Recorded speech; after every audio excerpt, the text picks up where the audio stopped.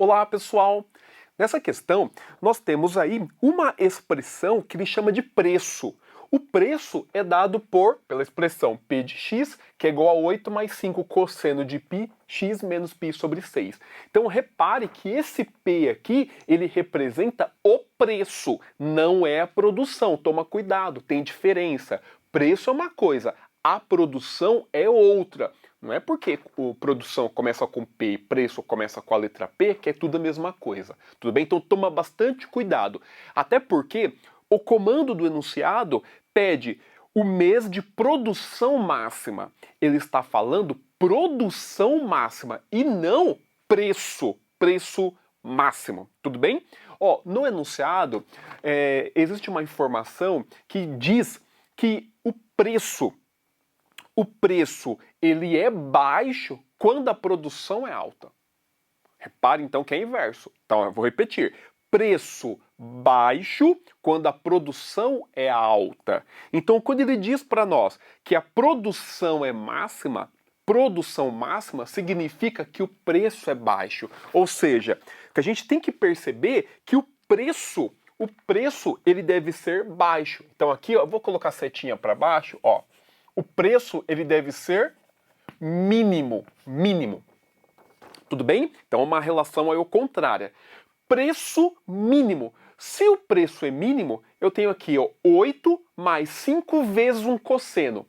Este cosseno ele tem que ser mínimo, pois eu quero preço mínimo. Então, quando eu olho para o cosseno, que é esse que aparece aqui, ó, este cosseno, ele tem que ser mínimo. E onde que o cosseno é mínimo? Quando você olha no ciclo trigonométrico, o cosseno ele é mínimo exatamente aqui no ângulo dos 180 graus, também conhecido como π radianos. Porque o cosseno aqui, ele vale exatamente menos 1. Sim? Então, este valor, que é o cosseno, ele tem que ser mínimo, então ele vai ser igual a menos 1.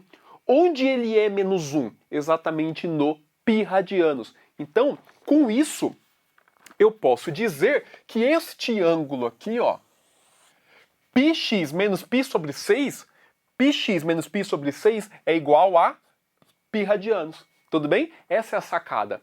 Pois bem, depois que a gente percebeu essa ideia, eu tenho uma equação, eu preciso descobrir quem é o x. Vou fazer o seguinte, ó, como eu tenho o x aqui, como eu tenho o π aqui e o π aqui, vamos colocar o π em evidência. Colocou o π em evidência, πx dividido por π vai dar x. π dividido por π vai dar 1. Aqui o π está em evidência. Agora eu posso cortar, ó, lembra que cortar é dividir. Então eu corto π com π, eu dividi, então aqui ficou o número 1.